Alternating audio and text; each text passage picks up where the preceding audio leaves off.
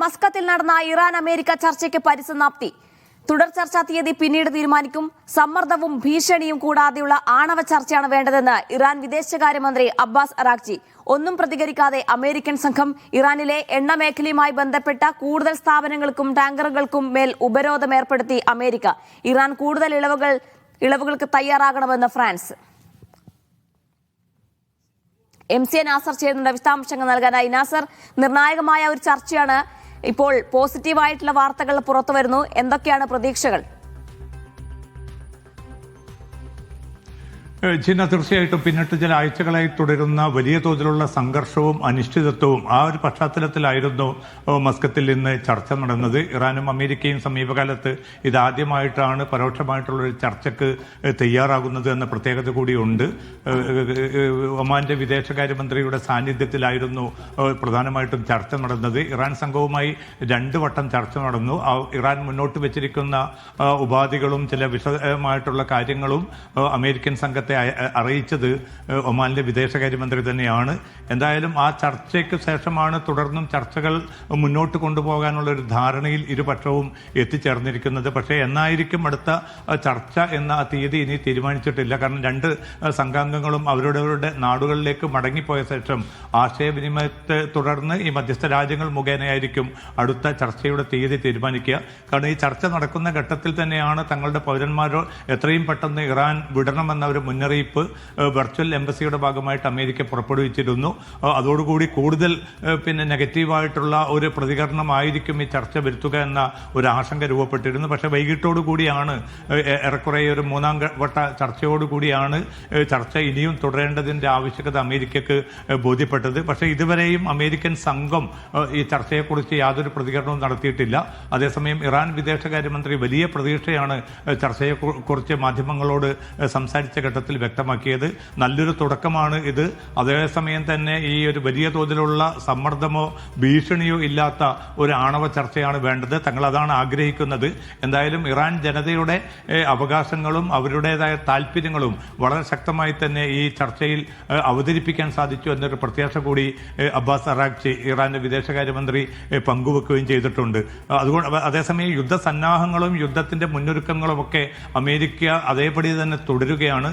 അതിലേതെങ്കിലും ഒരു മാറ്റം ഉണ്ടായിട്ടില്ല. അതുകൊണ്ട് തുടർ ചർച്ചയുടെ തീയതിയും അതോടൊപ്പം തന്നെ ഈ വ്യവസ്ഥകൾ സംബന്ധിച്ച കാര്യങ്ങളും അത് എത്ര കണ്ട് മുന്നോട്ട് പോകുമെന്ന ചോദ്യം ബാക്കി നിൽക്കുന്നുണ്ട്.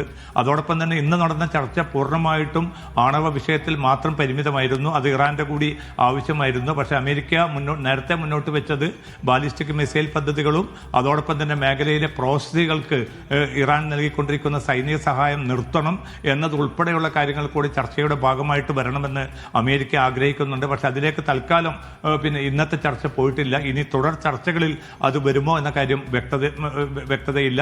പക്ഷേ ഇറാൻ മുന്നോട്ട് വെച്ച ഒരു പ്രധാന നിർദ്ദേശമായിട്ട് മാധ്യമങ്ങൾ റിപ്പോർട്ട് ചെയ്യുന്നത് യുറേനിയം സമ്പുഷ്ടീകരണത്തിന്റെ ആ തോത് കുറയ്ക്കാൻ ഇറാൻ ഒരു പക്ഷേ തയ്യാറായേക്കും. പക്ഷേ അതിന് 2 ഉപാധികളാണ് ഇറാൻ നേതൃത്വം മുന്നോട്ട് വെച്ചിരിക്കുന്നത്. പ്രധാനമായും ഒന്ന്, ഈ തങ്ങൾക്ക് മേൽ അടിച്ചേൽപ്പിച്ചിരിക്കുന്ന അന്യായമായിട്ടുള്ള ഉപരോധം അടിയന്തരമായിട്ട് പിൻവലിക്കണം. മറ്റൊന്ന്, ഈ സൈനിക മുന്നൊരുക്കങ്ങളിലൂടെ നിരന്തരമായിട്ട് ഭീഷണി തുടരുന്ന സാഹചര്യം അമേരിക്ക ഒഴിവാക്കണം. ഈ 2 കാര്യങ്ങൾ ഉണ്ടെങ്കിൽ ഈ യുറേനിയം സമ്പുഷ്ടീകരണ അതിന്റെ തോത് കുറയ്ക്കാൻ സന്നദ്ധത ഇറാൻ അറിയിച്ചതായിട്ടുള്ള റിപ്പോർട്ടുകളുണ്ട്. പക്ഷേ അമേരിക്കയുടെ ഭാഗത്തു നിന്ന് ഔദ്യോഗികമായിട്ടുള്ള പ്രതികരണം ഇതുമായി ബന്ധപ്പെട്ടിട്ടില്ല. പക്ഷേ ഒമാൻ വിദേശകാര്യമന്ത്രി വലിയ പ്രതീക്ഷ തന്നെയാണ് പ്രകടിപ്പിച്ചിരിക്കുന്നത്.